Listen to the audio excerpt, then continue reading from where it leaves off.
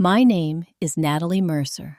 I'm 32 years old, and last Christmas, my own brother stood at the head of the table and called me a loser in front of his lenders.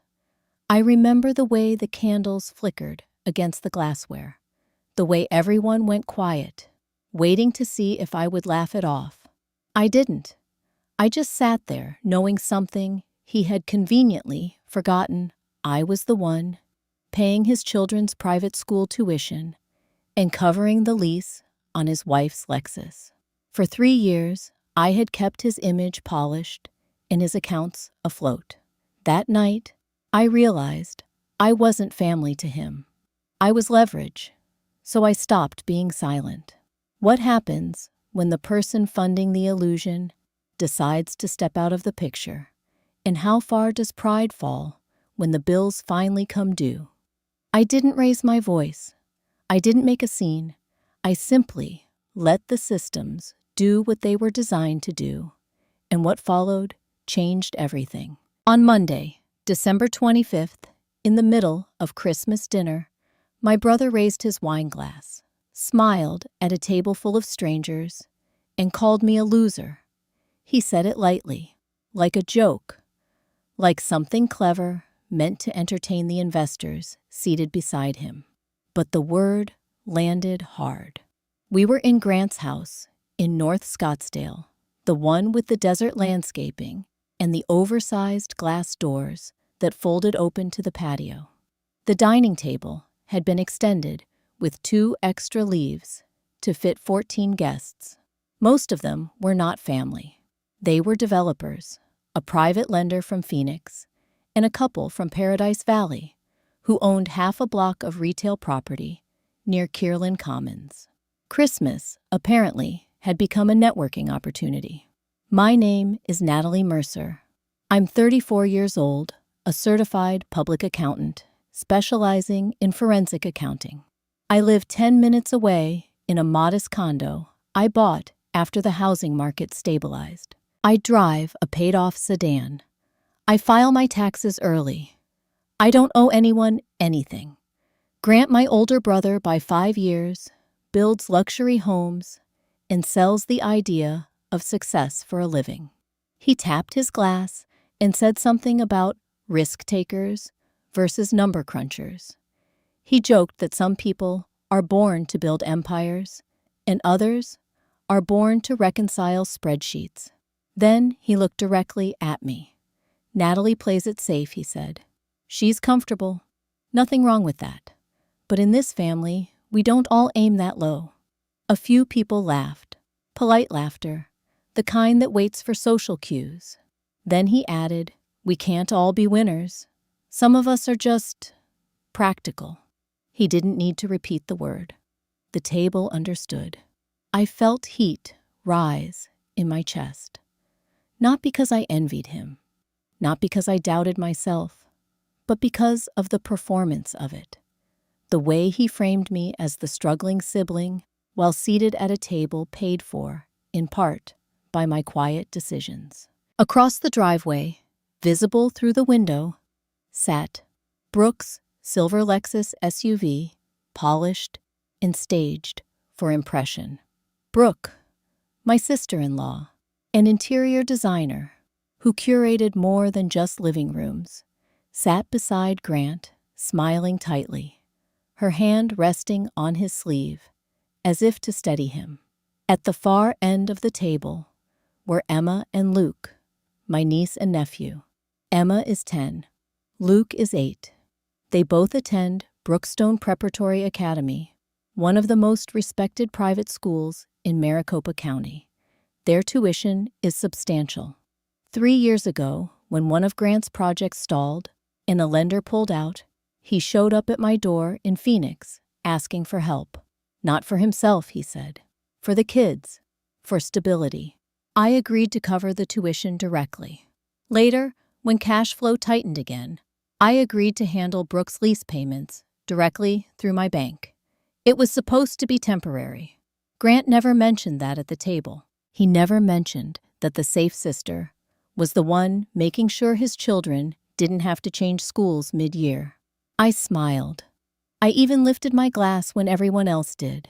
But as I looked at the gold centerpiece stretching across the table, ornate, excessive, slightly unstable, I realized something with absolute clarity.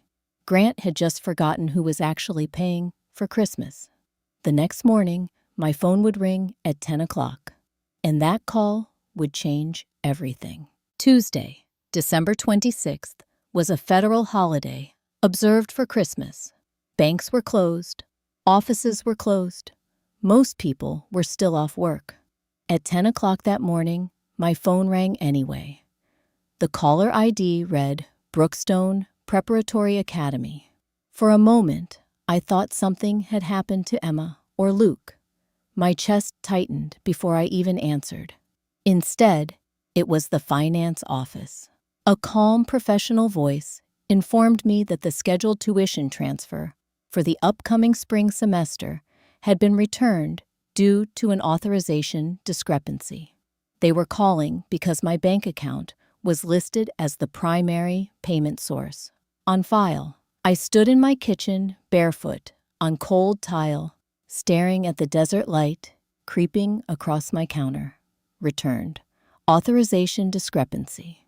I told the woman I would review it and call back when offices reopened after the holiday. She thanked me and reminded me gently that the account would need to be reconciled before the new term began in January. When I hung up, I didn't move right away. 3 years earlier, when Grant's development project in Tempe collapsed after a partner pulled out, he had come to me late one evening. Not the polished version of him from Christmas dinner, not the man who toasted investors, just my older brother, exhausted and afraid. He said he didn't care about the house. He didn't care about his pride. He cared about the kids staying in the same school. Emma had finally found her footing socially. Luke had just started reading confidently. He didn't want them uprooted because of his miscalculation. I agreed to pay the tuition directly to Brookstone. Not as a gift, as a bridge. We put it in writing through email temporary assistance until his next project stabilized. A few months later, when cash flow tightened again, Brooke asked if I could cover her Lexus lease, the same way directly through my account, just until escrow closes. Escrow, I learned, can be a flexible word. I walked to my desk and opened my laptop. The Brookstone parent portal still remembered my login. Under Authorized Financial Contact, my name sat first. Beneath it, Grants. I clicked into the payment history. Every semester for 3 years, transfers from my account. On time, clean, predictable, until this one. The status read, returned. Authorization modified. Modified. I opened my banking app. Because it was a federal holiday, there were no live representatives, available only automated messages. The transfer showed as initiated, then reversed. I leaned back in my chair and thought about Christmas dinner, about the investors, about the way Grant had described me as cautious small. It wasn't the word that hurt. It was the assumption behind it. He had presented himself as independent, self-made, elevated. Yet my name was still attached to his children's education. My phone buzzed again around noon. This time, it was the leasing department from the dealership in Phoenix, where Brooke had signed for the Lexus 3 years ago. The voicemail was polite but direct. The December lease payment had not processed successfully. The account listed my bank for auto debit. I stared at the silver SUV in my mind, gleaming in the driveway last night, like a trophy. Returned. Authorization modified. Payment not processed. I hadn't changed anything, which meant someone else had tried to. For the first time since Christmas dinner, the embarrassment shifted into something steadier. Not anger. Not yet. Recognition. And recognition has a way of clearing the fog. By late afternoon, the desert sky had turned pale and quiet. Offices were still closed. Nothing could be resolved until the next business day. But I understood one thing with certainty. Grant had built an image of success, and that image still had my name underneath it. Wednesday, December 27th, was the first business day after Christmas. By 8:30 in the morning, I was at my desk with a legal pad, my laptop open, and the Brookstone parent portal already loaded on the screen. There is something steadying about office hours. The world resumes its structure. Phones are answered. Policies exist. Records can be verified. I called the finance office first. The woman who answered introduced herself as Diane Keller, Director of Student Accounts. Her tone was measured professional, the kind that carries decades of practice. I explained that I was listed as the primary financial guarantor for Emma and Luke Mercer, and that I needed to confirm the status of the returned tuition transfer. She placed me on a brief hold. When she returned, her voice was careful. The account shows that a request was made on December 24th to update the authorized payment source, she said. The request did not include your confirmation, so the draft was reversed, pending clarification. December 24th, Christmas Eve, while we were all sitting at that long table, I kept my voice even. Who made the request? It came from the parent portal login associated with Mr. Grant Mercer. Of course it did. Diane continued. At this time, the spring tuition remains unpaid. Per school policy, we require resolution within 48 hours to avoid enrollment review. 48 hours. I wrote it down in the margin of my legal pad. I asked her to confirm something else. If I remove myself as financial guarantor today, does the obligation transfer fully to the parents on file? Yes, she said. Mr. and Mrs. Mercer would assume sole responsibility for the outstanding balance and all future tuition. There it was. Clean, administrative, final. I told her I would submit the formal request through the portal immediately. After we ended the call, I didn't act right away. I sat still, looking at the Brookstone crest at the top of the page. Blue and gold. Tradition. Stability. Reputation. 3 years of payments on time, without discussion. Grant had attempted to reroute the authorization without telling me. Not to remove me respectfully. Not to settle the account. Just to shift it. To preserve the image. I logged into my bank and double-checked that no additional modifications had been made. Everything else was intact. Then, I called the leasing company in Phoenix. A representative named Mark pulled up the Lexus account. He confirmed that the December auto debit had failed because the linked bank authorization was no longer valid. No longer valid how I asked. It appears the primary account holder removed autopay authorization on December 24th, he said. I hadn't, which meant Grant had tried to detach my account there too. Mark informed me that the lease was now in a grace period. Payment had to be received before the end of the month to avoid escalation procedures. Grace period, enrollment review, 48 hours. Everything had timelines. I went back to the Brookstone portal and clicked Modify Authorized Financial Contact. My name appeared in a small box at the top of the page. Primary guarantor. I hovered over the option to remove myself. For a moment, I pictured Emma's classroom, Luke's backpack slung over his shoulder, the routine of drop-offs and pickup lines. This wasn't about punishing anyone. It was about stepping out of something I had never agreed to indefinitely. I completed the removal request and received an automated confirmation email within seconds. My name would be removed effective immediately. I closed my laptop. For the first time since Christmas dinner, The imbalance had shifted slightly. Not publicly, not dramatically, but on paper.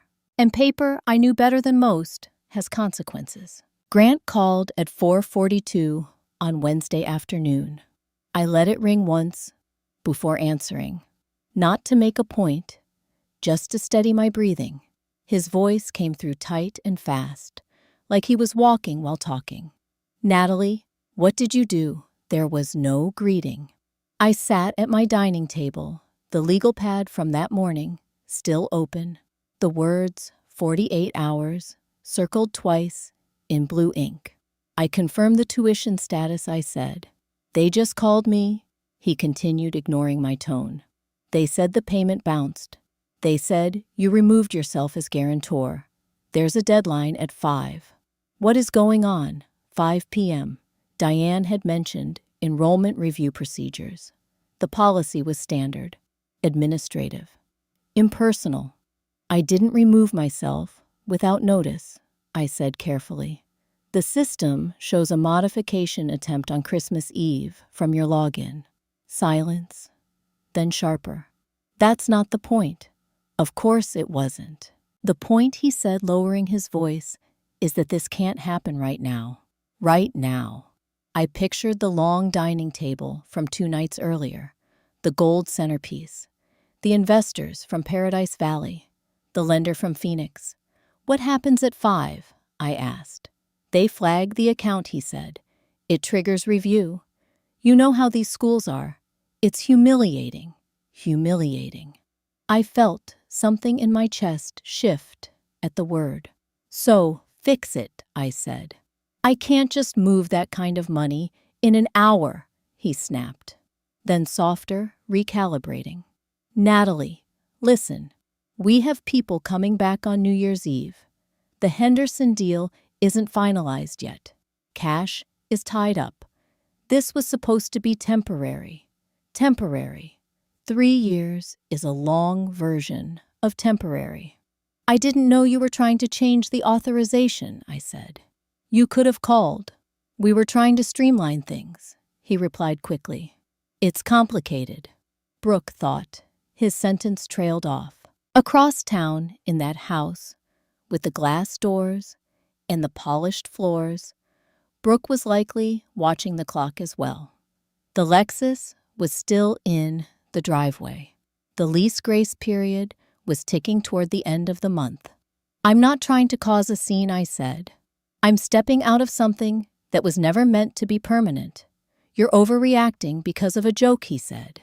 It wasn't a joke. It was a positioning statement. At 4:53, he exhaled audibly into the phone. "Just let this clear," he said. "We'll sort it out in January. I'll wire you the difference once escrow closes." Escrow again. There was a time when I believed that sentence. "Grant, I said the school policy applies to you now, not me." The quiet on the other end wasn't anger this time. It was calculation. "If this affects the kids," he said finally, "that's on you." The sentence landed heavy, not because it was true, but because it was strategic. At 4:59, he hung up. I looked at the clock on my microwave as it flipped to 5. Nothing dramatic happened in my condo. No alarms, no sirens. But somewhere across Scottsdale, an account was being flagged. And for the first time, the pressure wasn't mine to carry alone. Wednesday night, December 27th, I didn't drive over to Grant's house. I didn't call Brooke. I didn't send a text to smooth the edges. Instead, I opened my laptop and did what I have always done when feelings start to blur facts. I built a file. I named it Mercer Transfers. The first tab was tuition. Brookstone Preparatory Academy. Semester by semester, I pulled the confirmations from my email and matched them to the outgoing transfers in my banking history. Dates, amounts, reference numbers, every entry clean enough to hand to a stranger and have it make sense. The second tab was the Lexus. Lease payments routed through the same bank account, month after month, with the same kind of regularity. people usually reserve for mortgages. I added the dealership's voicemail transcription from earlier that day and saved it as a PDF. By midnight, I had 8 columns of data and a number that kept climbing even when I told myself it would stop. $142,860. It wasn't the money itself that made my throat tighten. It was what the money represented. 3 years of being the quiet backstop while my brother practiced being impressive. 3 years of telling myself I was choosing stability for 2 children who hadn't asked for any of this. At 1 a.m, I brewed coffee I didn't need and sat at the same table where I balanced my own budget every month. The legal pad was still there with 5 p.m. underlined, and beneath it, Grant's words, "If this affects the kids, that's on you." That sentence was the line I couldn't step back over. Not because it scared me, because it clarified my role in his mind. Not sister, not partner, not support, liability. I added a third tab labeled Other.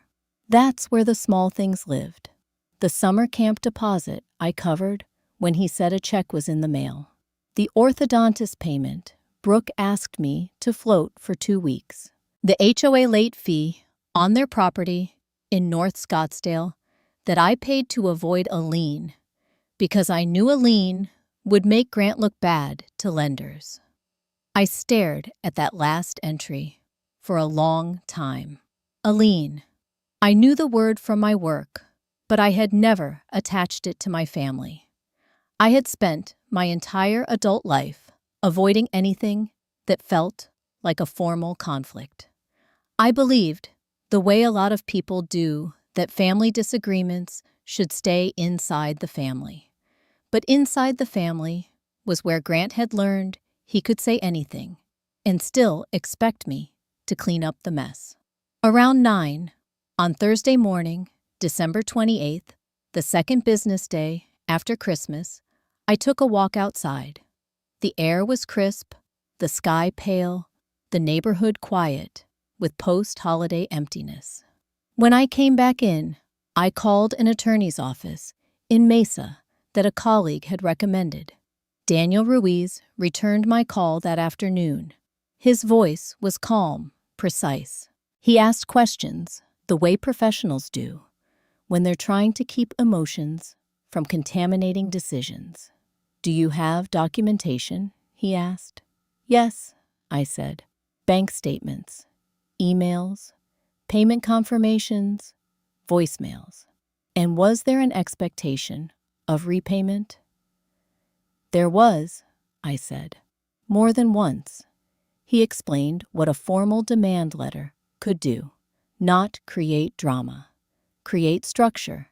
He explained what a lien could do if Grant ignored it. Not punish, protect.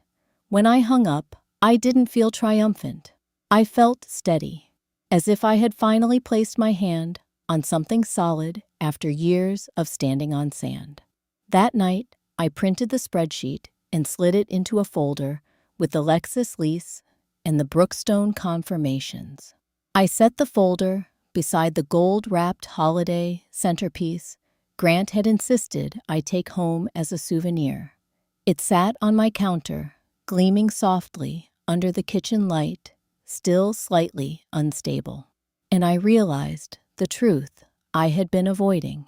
The first time I paid it was help. By the 100th time, it had become permission.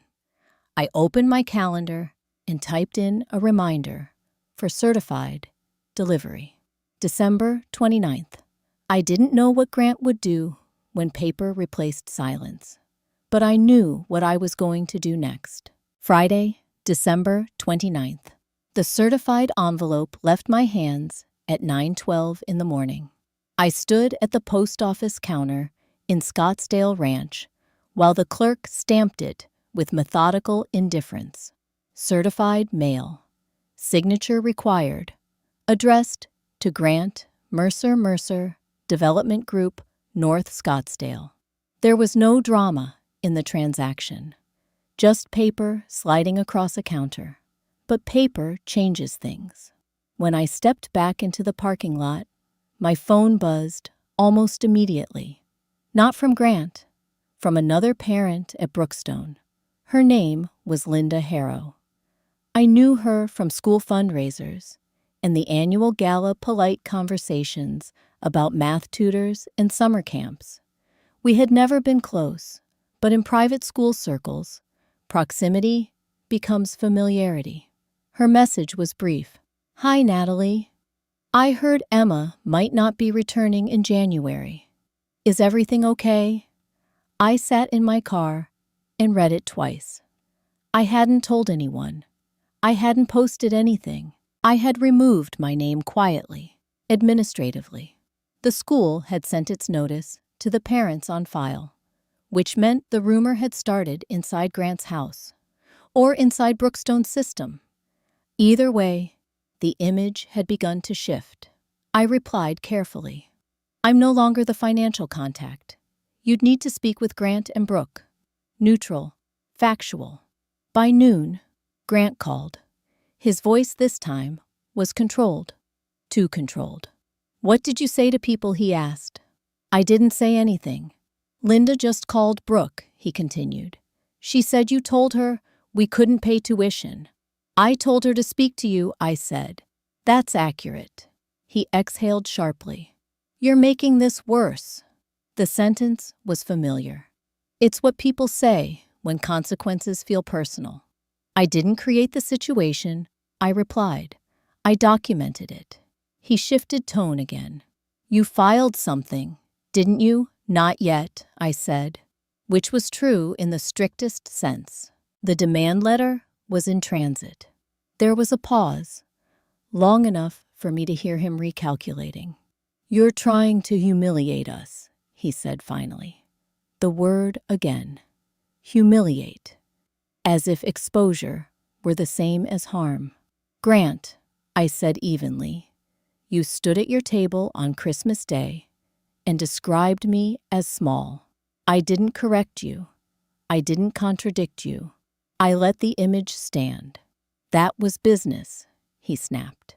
"And this," I said, "is accounting." Silence. He tried another angle.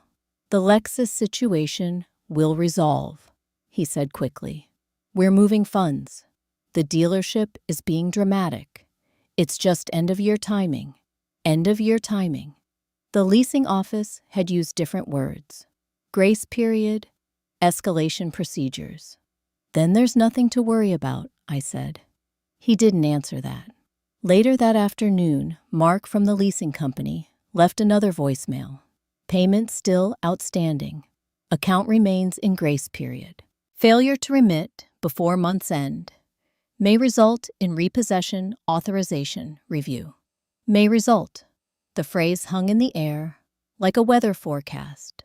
I drove past Grant's neighborhood on my way home from a client meeting. I didn't slow down. I didn't turn in. But I noticed something. The Lexus was parked closer to the garage door than usual, as if proximity to the house might shield it. The gold holiday centerpiece from Christmas still sat on my kitchen counter that evening. It caught the light, polished and decorative, built for presentation. From a distance, it looked solid. Up close, I knew exactly where it wobbled. By the time the sun set over the McDowell Mountains, the stakes were no longer theoretical. The school had flagged the account. The lease was in grace. The certified envelope was moving through the system. And for the first time, Grant was no longer performing for investors. He was defending himself against paperwork. That was not a role he had rehearsed. Monday, January 1st, was New Year's Day. The courier's tracking page didn't move. I knew it wouldn't. Federal holiday. Offices closed. No deliveries to commercial addresses.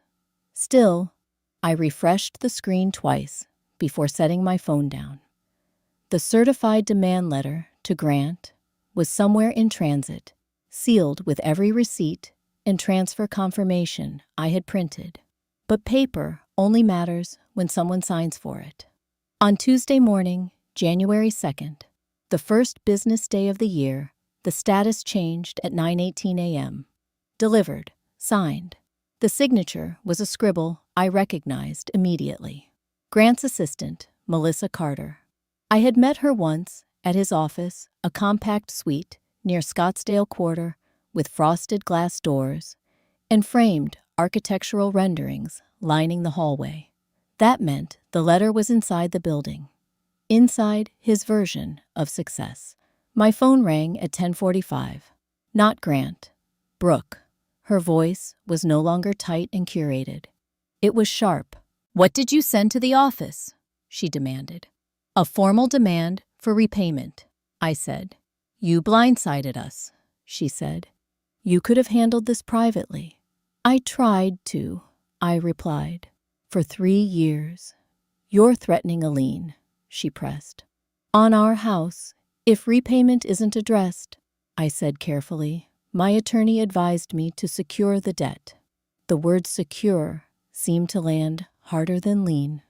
There was a pause, long enough for me to picture her standing in their kitchen, the Lexus keys probably sitting on the counter, the house still decorated from Christmas. "You realize what this looks like," she said. "Grant has meetings this week. Investors. If this circulates, it's not circulating," I said. "It was delivered to your office. For now," she said. That was the first time I understood the shift. Until that moment, Grant had been worried about embarrassment at school and at the dealership. Now he was worried about disclosure. By early afternoon, Grant called. He didn't shout. He spoke the way he had at Christmas dinner, measured, controlled, but this time without the audience. "You've created exposure," he said. "My partners do due diligence. If there's a recorded lien filing." "There isn't one yet," I said. Yet he repeated. "We can discuss structured repayment," I said. "That was always the option." "You're leveraging timing," he said quietly. "New year, end of fiscal cycle. That's not an accident." He wasn't wrong. In forensic accounting, timing is never accidental. But neither was Christmas dinner. "You called me a loser in front of lenders," I said. "This is documentation." There was silence. Not defensive, not aggressive, calculating. "I can't have this filed publicly," he said, finally. "It will freeze refinancing." That was new information. Refinancing. Which meant the Henderson deal hadn't just been about prestige. It had been about liquidity. And my letter had intersected it. "I don't want to freeze anything," I said. "I want repayment." He exhaled slowly. "Give me 2 weeks," he said. "No filings. No escalation. 2 weeks." The Lexus grace period ended at the close of business on December 31st. That date had passed. Repossession authorization could occur at any time now. "I'll consider a written repayment proposal," I said. "By Friday." Friday would be January 5th. "I'll send something," he said. When the call ended, I didn't feel victorious. I felt exposed. Because leverage works both ways. If Grant defaulted publicly, my name would not remain invisible. The school knew. The dealership knew. His office now knew.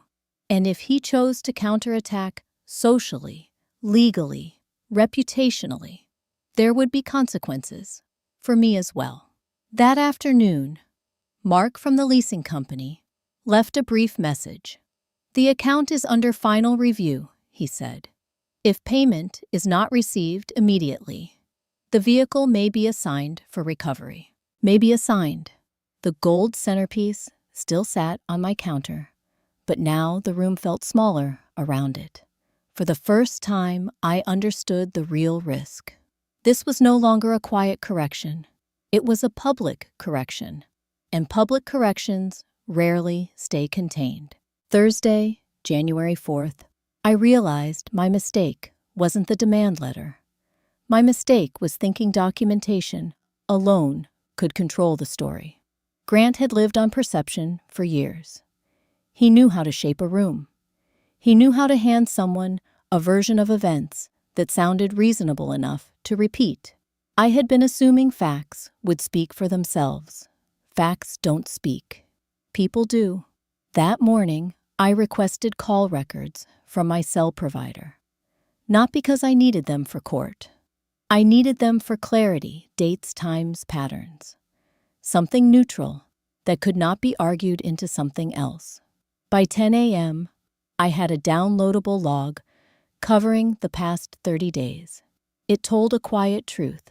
Grant hadn't called me after Christmas dinner to apologize. He hadn't called to check on me. He hadn't called to ask why the payments were routed through my account in the first place. He called only when consequences arrived. The first outbound call from him was December 27th at 4:42 p.m., the 5 p.m. deadline. Then December 29th at noon after Linda's text. Then January 2nd at 1:13 p.m. after the letter was signed for. The pattern was as clean as a ledger. Need, pressure, contact. I printed the call log and slid it into the same folder as the spreadsheet. Not because I wanted to prove he was cold. I wanted to prove I wasn't imagining the dynamic. Around lunchtime, I called Daniel Ruiz, the attorney in Mesa. I asked him what happened if Grant tried to claim the payments were gifts and paint me as unstable. Daniel didn't sound alarmed. That's common, he said. We counter it with contemporaneous records, emails, portal logs, any written acknowledgement of repayment expectations. You mentioned you have emails. I do, I said, and I have the Brookstone portal record showing he tried to modify authorization on Christmas Eve. Good, Daniel said. That speaks to intent. Intent. That word mattered more than anger. After we hung up, I did something I'd avoided for years. I opened my old email threads with Grant. Not the holiday photos, not the family updates, the financial conversations buried between them. There it was, an email from 2 summers ago. Nat, thank you. I'm embarrassed. As soon as the Henderson project closes, I'll start paying you back. Just keep the school steady until then. Pay you back. Not a gift, not generosity, an arrangement. I forwarded it to Daniel. Then I opened my calendar and blocked off Friday morning. I had asked Grant for a written proposal by Friday. If he didn't send one, the next step was clear. But I didn't want escalation without one final attempt at structure. At 3 p.m., my phone buzzed again. A Brookstone automated notice this time, sent to all financial contacts. The account remained in review. A meeting with administration had been scheduled with the parents. I wasn't a contact anymore, but the system still had my email cached. Even their software was slower to let me go than my brother had been. I looked at the message twice, then archived it into the folder. This wasn't personal anymore. It was institutional. It had timelines, procedures, consequences. That evening, I finally moved the gold holiday centerpiece off my kitchen counter and set it in a closet. It didn't belong in my line of sight anymore. I needed to see what was real. I sat at my table with the call log, the email, the portal confirmation, and the bank transfers. All of it stacked neatly. All of it quiet. Grant could spin, Brooke could posture. But neither of them could rewrite timestamps. By the time I turned off the light, my plan wasn't revenge. It was boundaries with teeth. And for the first time, I felt the chaos begin to tighten into something I could hold. Friday, January 5th, Grant missed his own deadline. No email, no proposal, no attempt at structure. At 9:30, I forwarded Daniel Ruiz the call log, the Brookstone portal confirmation, and the email where Grant wrote the words, "Pay you back." Daniel replied with a single line, "Understood. I'll proceed." Proceed meant two things: a formal notice on record, and a step that would protect me, regardless of whatever story Grant tried to sell later. At 11:15, my phone rang from an unknown number. When I answered, a calm voice introduced himself as Patrick Lewis with Brookstone's administration office. He asked to confirm my relationship to Emma and Luke Mercer. "I'm their aunt," I said. "Natalie Mercer." He paused. "You are listed in our system as a previous financial contact. We're meeting with the parents today, and we want to ensure there's no misunderstanding." No misunderstanding. I kept my voice careful. I removed myself as guarantor on December 27th. Any tuition arrangements are between the school and the parents. He thanked me. Then, in the gentle tone of someone who has delivered this message to many families, he added, "I'm sorry, it's become complicated." After I hung up, I sat at my kitchen table and stared at the stack of paper I had built: logs, transfers, confirmations. This was what accountability looked like in real life: quiet, bureaucratic, unavoidable. At 1:40, Mark from the leasing company called. This time, he didn't leave a voicemail. I picked up. "Ms. Mercer," he said, "I'm calling as a courtesy. The Lexus account has been assigned for recovery." Assigned, not might be. Not under review. Assigned. "The recovery agent will attempt contact with the lessee," he continued. "If the vehicle is located, it may be picked up without further notice." I thanked him because that's what my body does when it's trying to stay calm. When the call ended, my hand shook anyway. I wasn't shaking with excitement. I wasn't shaking with triumph. I was shaking because consequences had shifted from words into motion. At 3:28, my phone lit up with Grant's name. I didn't answer. He called again immediately. I let it go to voicemail. Then a text appeared: "Call me, right now." A second text followed: "They're at the house." I stared at the screen. I didn't respond. The next call was from Brooke. I answered that one because Brooke didn't call unless something had fractured. Her voice came through broken and frantic. "This is your fault," she said. "They're in the driveway. The neighbors are watching." In the background, I heard a man's voice, firm, procedural, the kind of voice that uses clipboards and doesn't take moral arguments. I didn't say anything yet. Brooke kept going. "Grant is on the phone with the bank. He says you set this up. He says you're trying to ruin us." "I didn't set anything up," I said quietly. "The payment wasn't made." "He was going to fix it," she snapped. "He had time," I said. "He chose image instead." She made a sound that wasn't quite a sob and wasn't quite anger. It was something like realization, arriving too late.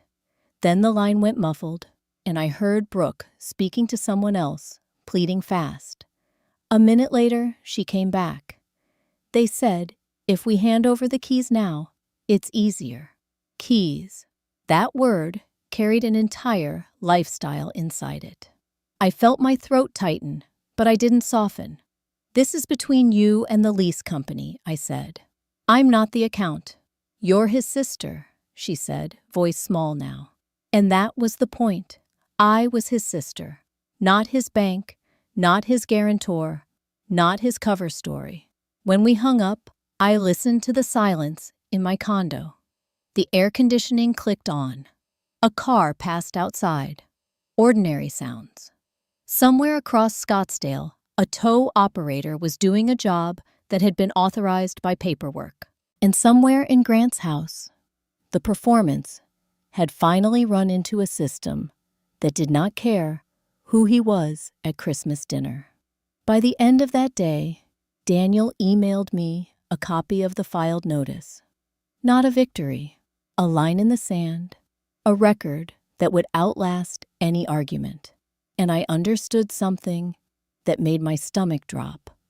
Grant would pay for this, but he wouldn't pay quietly.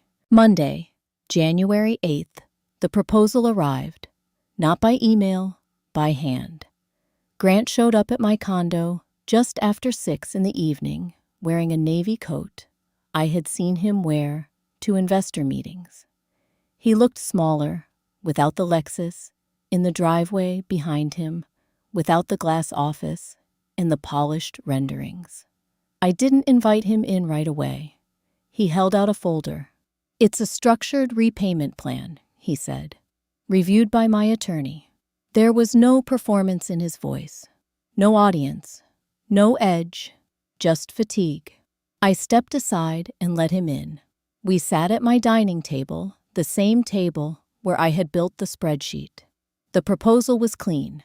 Monthly payments beginning February 1st. A partial wire within 10 days. A signed acknowledgement of debt, totaling $142,860. Interest modest, but present. He had signed it, not as Mercer Development Group, as Grant Mercer. I read it slowly. Outside, a car passed. Somewhere upstairs, a neighbor's television flickered to life. Ordinary sounds. The school I asked without looking up. "They've given us until the end of the month," he said. "We're moving Emma and Luke to a different district next semester." "Not Brookstone." I nodded. "And the refinance?" I asked. He gave a short, humorless laugh. "Dead." The word hung there. Dead, not dramatic, just final. He didn't apologize the way people do in movies. There was no speech about family and misunderstanding. He looked at the gold holiday centerpiece I had placed back on the counter that afternoon, not as decoration, but as a reminder. "I shouldn't have said what I said," he said finally. "At Christmas." That was as far as he could go. I didn't ask for more. Because this wasn't about forcing remorse. It was about restoring balance. "You called me a loser," I said evenly. "In front of lenders." He nodded. "I won't do that again." It wasn't a sweeping vow. It was specific. That mattered more. I slid the signed agreement into my folder and closed it. "This protects both of us," I said. "If payments are made, the lien stays suspended. If they're not, it moves forward. Clear, predictable, adult." He stood to leave. At the door, he hesitated. "I didn't think you would actually do it," he said. "File things. Let systems run." "That's the difference," I replied. "I don't run on image." When he left, the hallway felt larger. I didn't feel victorious. I felt steady. Over the next 3 months, the payments arrived on schedule. Not late, not partial, structured. Brookstone removed my email entirely. The Lexus never returned to their driveway. Grant downsized his office. Brooke stopped hosting networking dinners. There was no public collapse. Just a quieter life. In April, Emma called to ask if I would still come to her spring recital. It was at a public school auditorium this time. Folding chairs, fluorescent lights. I went. Grant sat 2 rows ahead of me, not in a navy coat, just a windbreaker. When Emma finished her piece, he turned and gave me a small nod. Not gratitude, acknowledgement. Afterward, Emma hugged me and whispered, "Dad says you're really strong." I smiled. Strength, I have learned, isn't loud. It doesn't need a Lexus or a guest list. It's a boundary that holds. That Christmas, when he called me a loser, he thought value was something projected outward. He forgot that value is what remains when the projection fails. I still drive the same car. I still sit at the same table. But the imbalance is gone. And that is enough. If you've ever had to choose between protecting family and protecting yourself, I'd like to hear what that looked like for you. Share your thoughts below. If this story resonated, consider subscribing and watching the next one. Sometimes, justice is quieter than we expect, and sometimes it's exactly what we need.